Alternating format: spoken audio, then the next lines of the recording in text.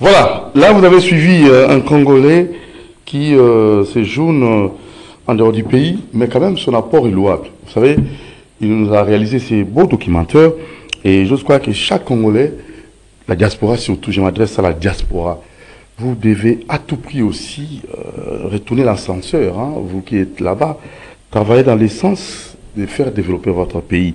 Alors, mention spéciale à monsieur Léon, docteur Léon Pafungoui, qui a un projet qui ira dans le sens de développer notre pays.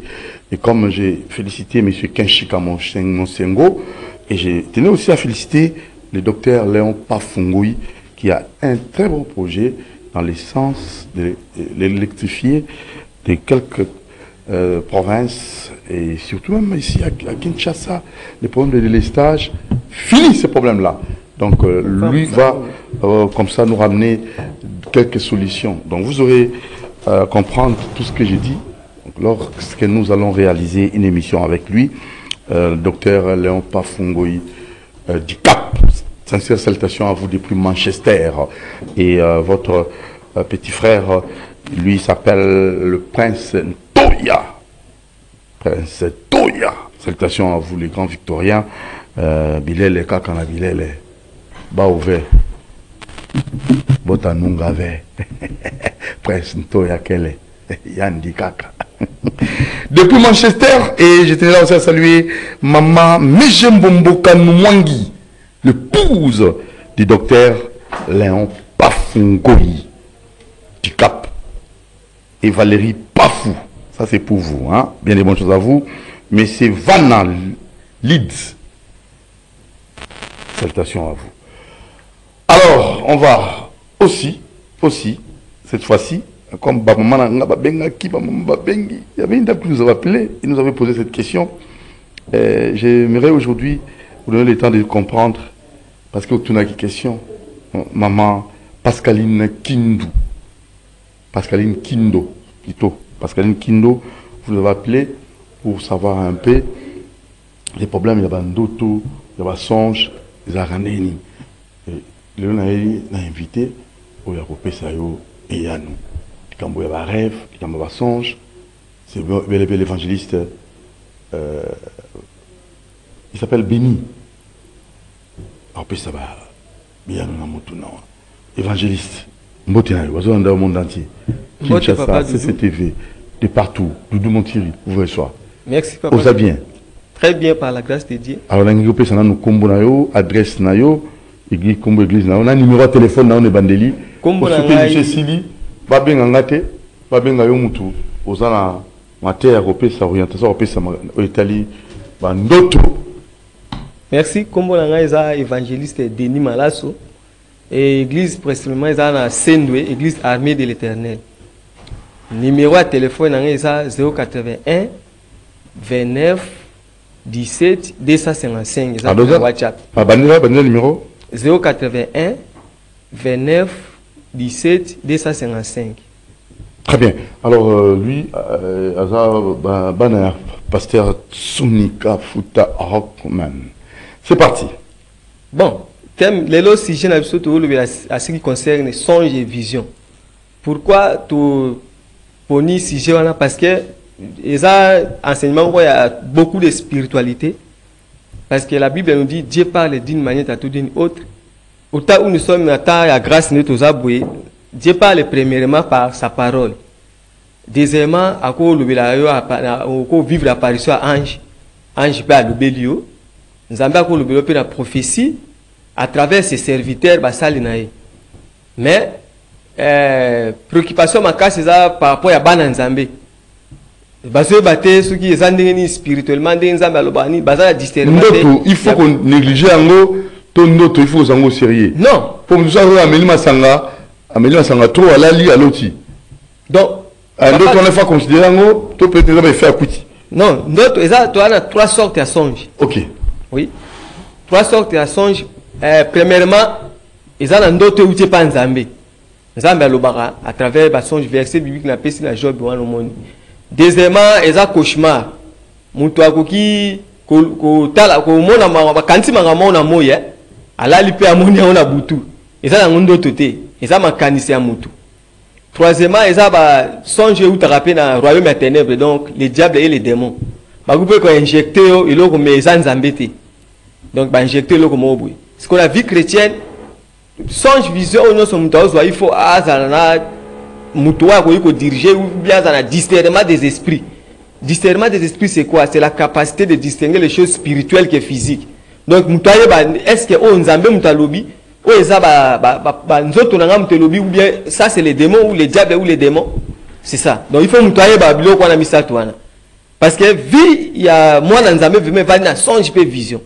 Nzambe akolobela yo moko na songe na vision akopesa akoloba na voix audible clairement pe aux message ya destiné ou bien ya futur ya vie na yo. C'est ça papa Doudou. Alors, si vous rapidement, au Bisso, donc, nani akoyiko limbola songe, soko loti, yomoko, o limbola ngo, to singi ko nani po asunga yo. Non, donc moi dans Nzambe nyo ça la capacité à interpréter songe té. Songe eza par rapport ya moi dans Nzambe ça na papa wa kambara ya mulimo. Peut-être papa na ya mulimo nda ko interpréter songe. Ou bien ceux qui a zappé mutu abengami Nzambe akomema na ba capacité wana ya ko discerner et à interpréter songe. Donc cela veut dire quoi? Job 33 verset biblique verset 14. Dieu parle cependant tantôt d'une manière, tantôt d'une autre, et l'on n'y prend point garde. Verset 15. Il parle par des songes, par des visions nocturnes, quand les hommes sont livrés à un profond sommeil, quand ils sont endormis sur leur couche. Alors, il leur donne des avertissements et met les sceaux à ses descriptions. Cela veut dire quoi, papa? Nzambe alobaka na ba songe na ba vision tango bato balali. Donc Nzambe apona canal moko. Oya ko lobela bana na ye, eza na songe pe na vision. Okomona wana na vie à Joseph. Nzambe alobela ki ye, apesa ki destiné à vie na ye, alobeli deux fois na songe. Donc, mais okomona lelo na vie chrétienne, batu bazo négliger songe pe vision. Batu misupe ba lota raté. Donc muta banda le 1er janvier jusqu'au 31 décembre à lotité. Ça c'est un problème. Moi na Nzambe nyoso il faut lota, il faut mona ba songe, il faut azo ba vision, il faut Nzambe alobela ye. Et ça que Nzambe alobaki na janvier na février alobate. Dieu parle chaque jour. Surtout mutu abondela ka mutu akota na vie ba prière, Nzambe il faut alobela ye. Musali ya Nzambe nyoso Nzambe il faut alobela ye. Soko tangi kutu na Bible ko mona na Genèse 41 du 1er au 2e verset. Eza na roi moko païen pharaon. Nzambe apesa ki message na songe. Nzambe alobeli mais azaki chrétien te, né de nouveau, azaki mwana Nzambe te. Pharaon azaki ko adorer ba faux dieu. Mais Nzambe apesa ki message na songe, pe Joseph a ko interpréter message wana. Donc la vie chrétienne, on peut qu'on négliger notre te. Ce qui pour l'autre raté, il faut luka basali ya Nzambe.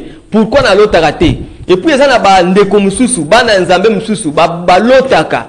Mais akanga songe te. Ça c'est un problème. Donc, mais on a la capacité de maintenir son jeté. Nous sommes à l'autre, nous avons donc, on a un problème spirituel. Il faut que nous ayons la capacité de prier pour la dégager spirituellement. Et ça, c'est comme ça en Israël. Nous avons mais comme ça, musika, na prier là na téléphone, place aux awana comme on a papa moko ya molimo te a contrôler mais moi j'ai pris pour toi je te contrôle spirituellement mais nzamba robando lobela ko na songe pe na vision c'est que j'ai reçu du père je te le communique na prier na téléphone nenga zana alotaka chaque semaine il m'appelle au téléphone to solaka na interprétaka ba songe na bitala nzamba lobinde boy et ça la sœur moko pe na ndao diriger na lemba jour moko ayeko yebisanga non papa omoni nazwi ndeko moko alinga bala ngai mais nazondima penda ete ngabina na yebiso ke asa mobala vie na ote otenga nazondima te na bi bon fukama moi je vais prier pour toi yo kende nzamba lobela yo moko aye na bondeli na priele ayeko kende après quelques jours ayeko zonga ayeko pisanga message à loti na bi moni message wana nzamba lobela asa mobala ya vie na yo papa Doudou sœur wana abala na frère wana ngai moko nazala invité na mariage. Quel type de mariage? Frère honora sœur abalaye. Cela veut dire quoi? Dans la vie chrétienne, on ne peut pas négliger la songe. Personne qui a l'autre raté. Donc il faut l'ukabasali ya Nzambe ba bondela olota. Nzambe alobaka frère et ma sœur place aux oami. Yeba ke Nzambe alobaka. Ce qu'on l'a raté, on a un problème sérieux. Et puis, notre temps, on l'a dit, c'est pas n'importe qui a la capacité d'interpréter songe. Il faut avoir l'esprit à Joseph. Donc, il faut que Joseph, il y a l'élo, va interpréter le songe parce que vie à Moutou est vendue dans le songe. Talent de Joseph, à l'autre, à qui on met la bande de Konaï. Bande de Joseph, va arriver bande de mais au moment où un est mort, il qui wana. Un est kota qui m'a cassé, moni a voici les faiseurs des songes. Tuez-les. Donc, bango va se compléter pour bon manger parce que notre Joseph a pensé que la bango va y avoir un Zambie à lobby. Mais tant qu'on Zambie à lobby et que ça compile autant marqué par les pères. Songe ce que vous n'êtes pas dans Zambie. Peu importe les combats, peu importe bando qui va tomber, le col en Zambie à lobby, Moutou a dans la ténèbres, que le col en Zambie à lobby, ça va se réaliser. Donc cela veut dire qu'en vie chrétienne, on ne peut pas négliger les songes. Ce que tu as dit Joseph, il a été averti par les songes.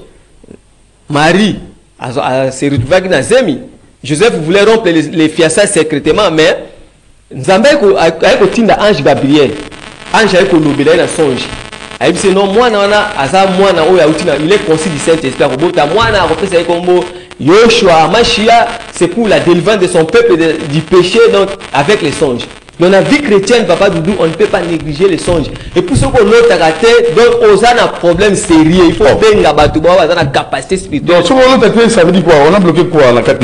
Parce que maintenant, bateau va misa il va bandoto. Et puis, oui, bako il va bandoto et puis bako combattre l'autre athée. Bako voiler miso à molimo.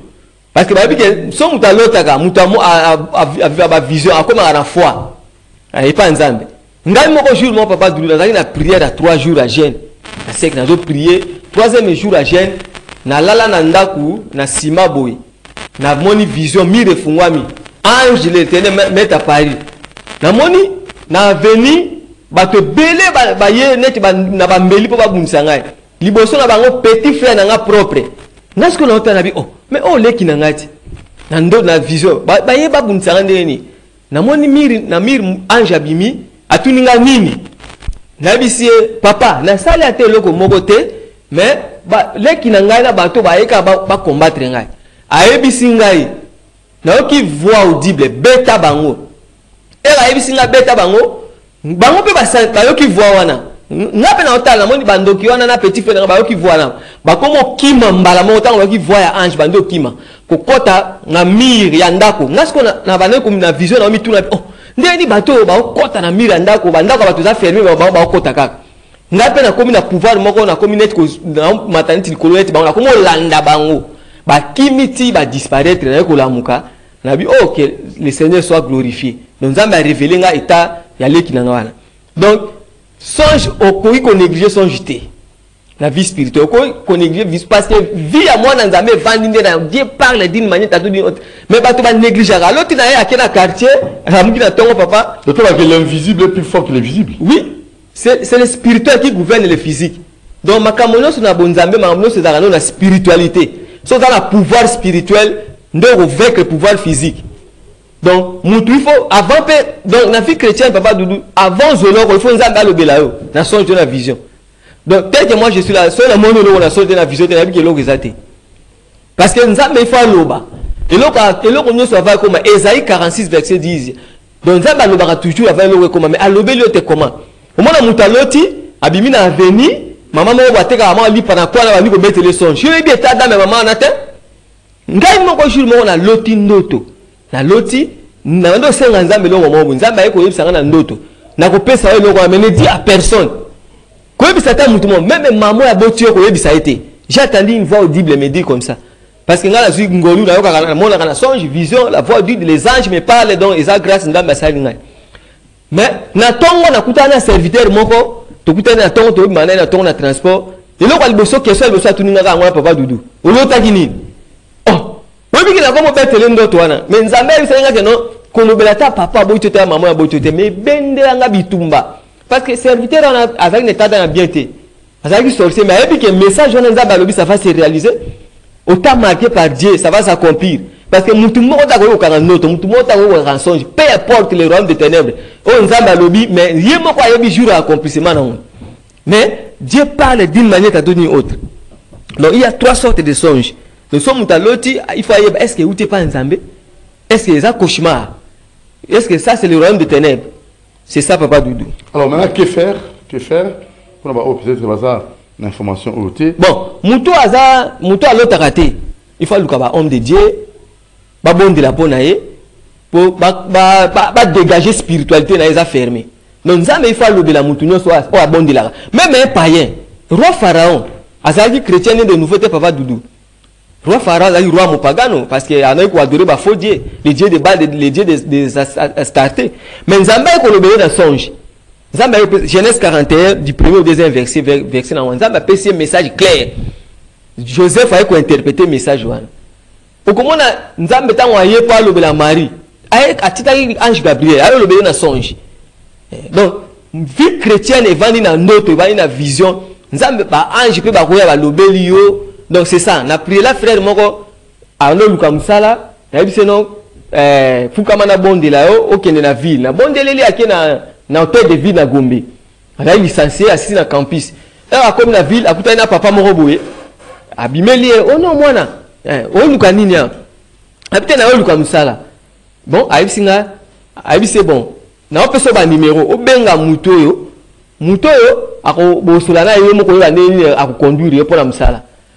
PC ba numéro PC ba numéro de téléphone ya mutu wana za directeur na hôtel de ville bango na frère wana baza même village munoko mboka moko mais mutu wana PC ba numéro benga frère wana bakuta na ye osuta numéro na ngavite mutu mo PC ba numéro ba solo na ye PC ba directive no so pa musala bango na munoko mboka moko frère a zongi a ko yebisanga non papa obondela nga na kendaki bwewe na kutana mutu moko bona bina pesa ba coordonnées aboyi apesi na ka ba coordonnées ya mutu tant on a zongi ko na consulter les saints esprit na tout na Nzambe est-ce que mutu wana frère a kutana Nzambe abisinga bi oh mais oyebisaki ki ya atambo na ba ange donc ange abimeli physiquement papa Doudou ange abimeli apesi ba numéro na hôtel de ville asana lemba azwa musala azala engagé akutana ndekone munoko moko ayebana na mutu na hôtel de ville mais ange abimeli parce que ba ange ba soldat na service à bana Nzambe joute aux attend on va parler sur les anges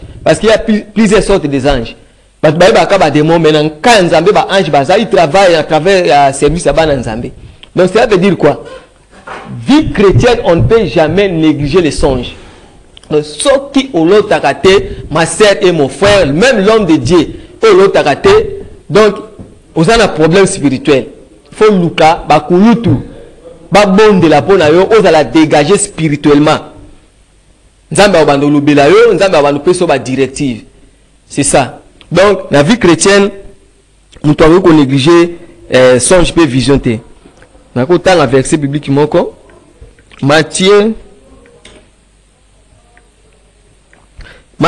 chapitre 1er verset 18. Matthieu chapitre 1er verset 18. Voici de quelle manière arriva la naissance de Jésus-Christ. Marie, sa mère, ayant été fiancée à Joseph, se trouva enceinte par la vertu du Saint-Esprit avant qu'ils aient habité ensemble. Joseph, son époux, qui était un homme de bien et qui ne voulait pas la diffamer, se proposa de rompre secrètement avec elle. Comme il pensait, voici un ange du Seigneur lui est apparu en songe et dit, Joseph, fils de David, ne crains pas de prendre avec toi Marie ta femme, car l'enfant qu'elle a conçu vient du Saint-Esprit. Et elle enfantera un fils et tu lui donneras le nom de Jésus. C'est lui qui sauvera son peuple de ses péchés. Donc, ange abimeli avec olobela toujours dans songe. Matthieu chapitre 2 verset 1er. Jésus était né à Bethléem en Judée au temps du roi Hérode. Voici des mages de l'Orient arrivaient à Jérusalem et dit, où est le roi des Juifs qui vient de naître? Car nous avons vu son étoile en Orient et nous sommes venus pour l'adorer. Le roi Hérode ayant appris cela fut troublé et tout Jérusalem avec lui. Il ensembla tous les principaux sacrificateurs et les scribes du peuple et l'informa auprès d'eux où devait naître le Christ. Il lui dit à Bethléem en Judée, car voici ce qui était écrit par le prophète. Et toi, Bethléem, terre de Juda, tu tu ne sortais pas la moindre entre les principales villes de Juda. Car de toi sortira un chef qui pètera Israël, mon peuple.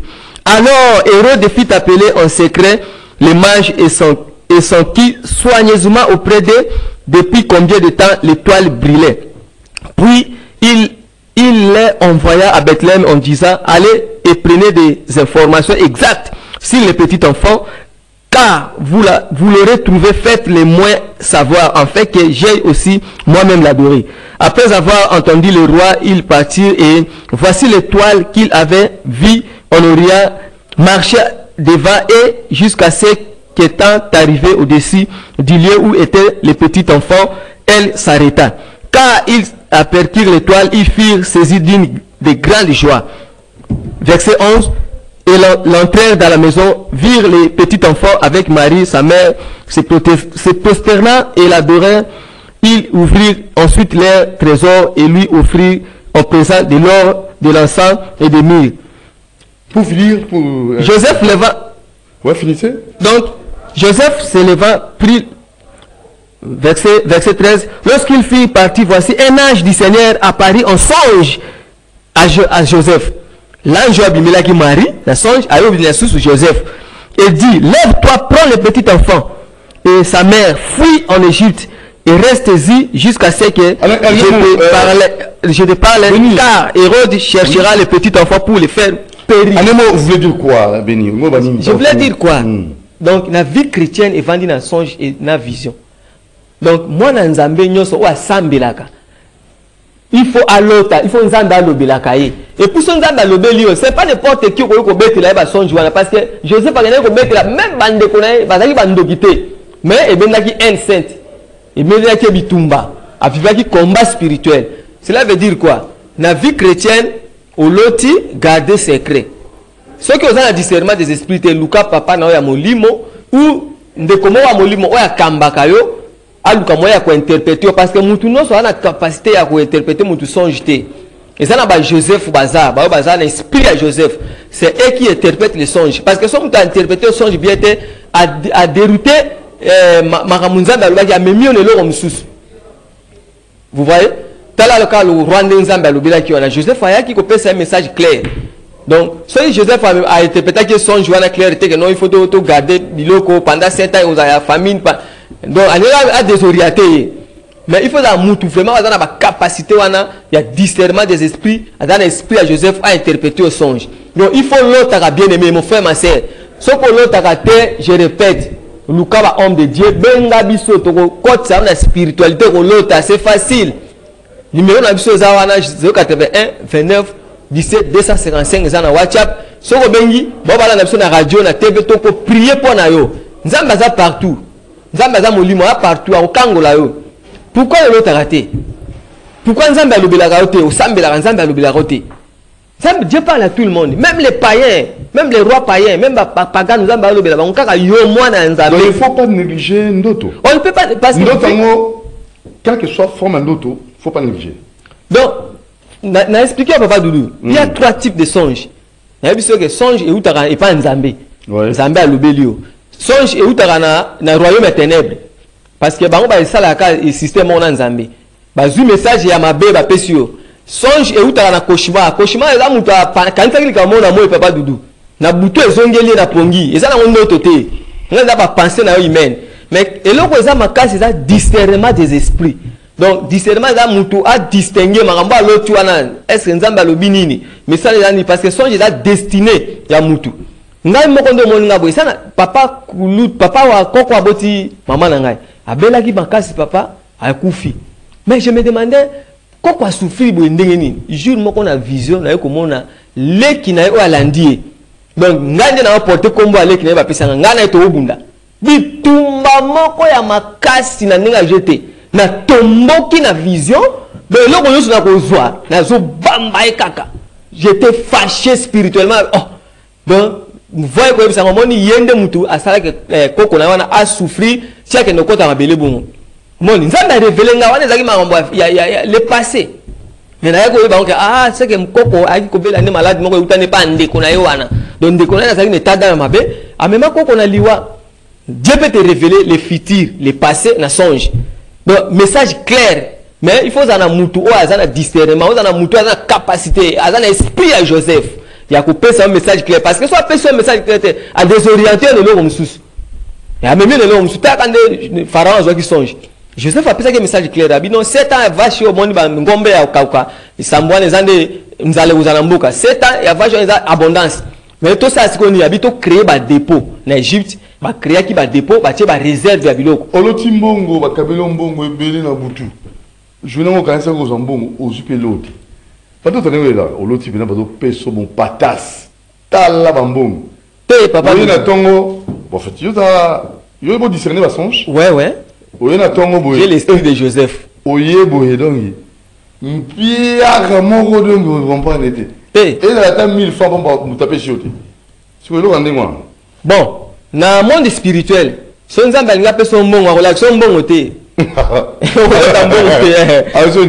avons l'action moni manga teli, moni safo yindi, à l'action bouma mo linga ngo lia. Oyo zo buka ngo, wana ne bénédiction so na mo bozingo. Et bon, na wana biso ke ba message nyoso bato balota eza nzambe te. Tinga tunyo, atake mutu ko discerner ba songe. Nzamba révéla mutu na ba faso belé. Mutu msupe na vision na mona mbongo zo mbongo. Mais moi, quand je vois la bénédiction, quand je prie pour Dieu qu'il puisse me bénir, si on a une vision, on a notre bon. Donc, Dieu parle d'une manière, à quoi révéler, papa Doudou n'a pas. Mais moi, je parle de moi. Quand on a l'autre, la bénédiction, on a un bon côté. Exemple, on appelle ça, on a mon mbouma, mon manga teli. Manga teli, ma casse, comme une bouki manga. Na moi, il me connaît la zimbongo. Moutaloti, moutaka koufi. Ça vient très souvent. Ouais. Un jour comme ça, na l'autre indoto. Na l'autre, papa mon église à Koufi. Na tongo na ngo, il samedi. Quitte la dimanche, to ye, to côté église to prier. Tant que quitte bimi, azaki un peu pressé ma kene. Na lundi mba on a dit, papa, je m'excuse, nzamba lobaki. Na l'autre indoto, il faut na bonde là parce que ngana bande prier ba to ndo sa délivrance. Papa na zongi, to prier na ye dimanche wana. Après c'est offrande accueilli. Mais oui, c'était. Tenez, c'est que na l'autre qui est Koufi. T'as vu ça qui? Ya bin. Abi, vous avez un message, nous avons appelé ça. Na bondeleli à Zongi. Lundi, à hier à mati 207. Bah ok, nous avons un accident grave. Mais il y a des mecs ça sauf. Ça dit quoi? Siko. Nous avons le bagi. Oui. Donc il fallait pas négligeant. Si on a négligé, il sous papa. Donc il y a un prier. Na prier, na lomoni liwa. Ok. Na bengane, ça c'est l'esprit de mort. C'est ça papa donc et ça que so loti mbongo ndena moyo zumbongo te ça peut ba faso bele nzambe alobaka mais on ngana yebiso ke on ngana mona ka yangwana na ko lota safo yindi na buki na zo lia mais na moyo na zumbongo ngana pesi mbongo c'est ça papa Doudou. Merci. Alors toujours que mali masuka ba wa lota loti mituka aso mituka à voyager hein muso lota à voyager bon muso lota hein na éviter mutuka na vie na monde spirituel. Okay. Mutuka za mutuka physique otokumba na moiti. Mutuka na monde de révélation. Eza marche ya mutu. OK. Nzamba ko pesa message non alobelo selon marche spirituelle non tout bien marche ya vie na à l'action mutuka. Moi na okumba mutuka za mutuka physique o sombite o tambo na ngote. Eza mutuka spirituel, il faut pas interpréter que mutuka na ne marche. Moi mutu ça aloti Bible. Aloti Bible na tongo abi ono nzamba benga na komi pasteur. Ah, bah tout ça, bah comment va passer na ba so donner on a dit. Ouais papa Doudou, ouais mutaloti aloti pena na butu nzamba simbi Bible nzamba pc Bible. Ah pas comme pasteur. Na tongo ya lui que nzamba benga na ministère. Ça c'est pas l'appel au ministère. Nzamba nginda biso ke ozamona na il faut tambola Bible c'est l'image de la parole. La parole. Au tambola ndena image de parole, merci papa. C'est ça. Mais au moins mutu alota ki na butu asimbi Bible na tongo a commis pasteur. Célibataire à l'autre à Bali. Ndoto. Admettons, Moutalotti à Bali, pas célibataire à l'autre à Bali. Bon, libala les amara ndoto te. Moussa l'autre feti. Bon, en fait, nous sommes sur tout ça, l'autre. Feti. L'autre feti. Moussa l'autre au Bali. Mariage, papa Doudou, c'est l'homme qui fait les choix. Son femme mouta mobala pour ni moi soya lingi, bah continue la procédure ya libala. Les amara ndoto te. Les amara physique. Mais nous avons d'abord pour interpréter un message ou bien c'est le faux ou bien le vrai.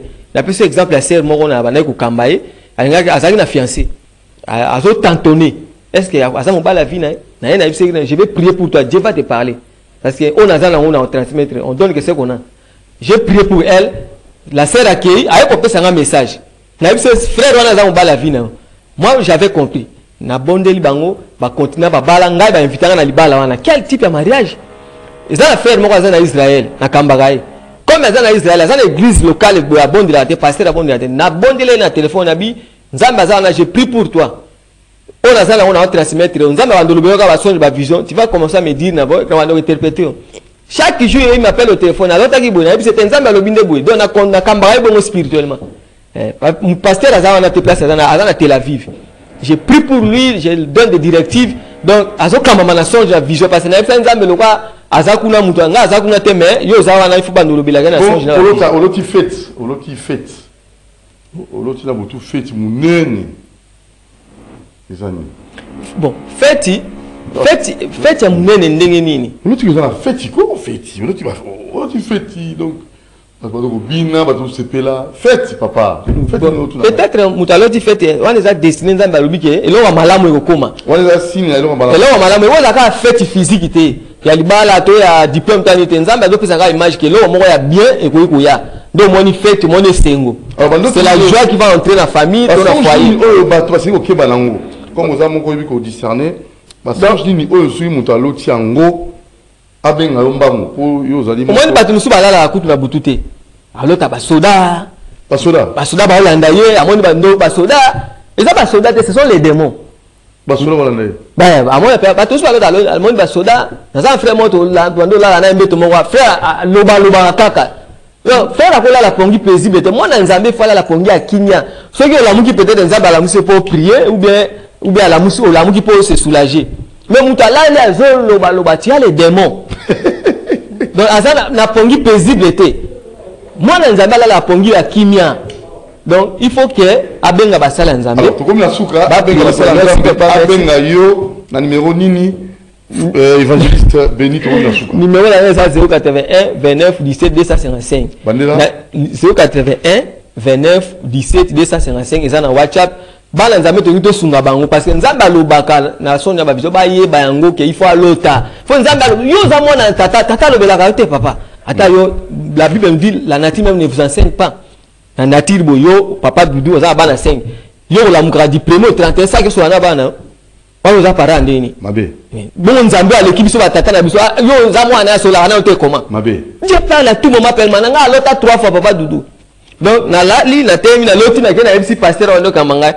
na zongi na chesu mutu na loti lisusu na temi na ABC a interpréter na zongi na loti 3 fois donc c'est contact ya Saint-Esprit mutu akolexa un jour te pas l'autre akolexa une semaine te so l'autre ça c'est un danger spirituel ba bloquer na monde molimo oui oza continuer ni parce que Dieu parle donc il faut que basala nzambe ba consulter basala nzambe ba benga ba prier ba dégager spirituellement nzambe ba dolobelo moko ba nous na joie au moni penye lo bo pe o ka mutu l'autre na mona ke loko et comme ça nzambe nda lobaki merci to suki si wana mbote zana batu mimbale na pesi mbote na basala nzambe nyoso et puis je salue mon père spirituel le général Sonic Kafuta Rockman esika nzambe aza na musali na tambola na ye merci papa Doudou merci beaucoup na bandeko balandi biso merci à la grande dame Gloria Mototo elle nous suit depuis quelque part hein. Merci à vous madame elle a beaucoup aimé par exemple le bien songe et prophétie hein. Donc rêve songe tout ça donc les songes c'est le langage caché des dieux caché des dieux. Oui. Merci madame Gloria Mototo, une grande dame parmi les dames. Alors merci à Marité Goudou, Binomzinga, Moses, Alain Kabongo, Georges Dibengue. Doudou Mouti va vous retrouver très prochainement. Et nous n'oublions pas aussi monsieur le docteur Pafungoï du Cap, l'homme fort de Manchester. Et Prince Toya. Ciao, nous vous aimons.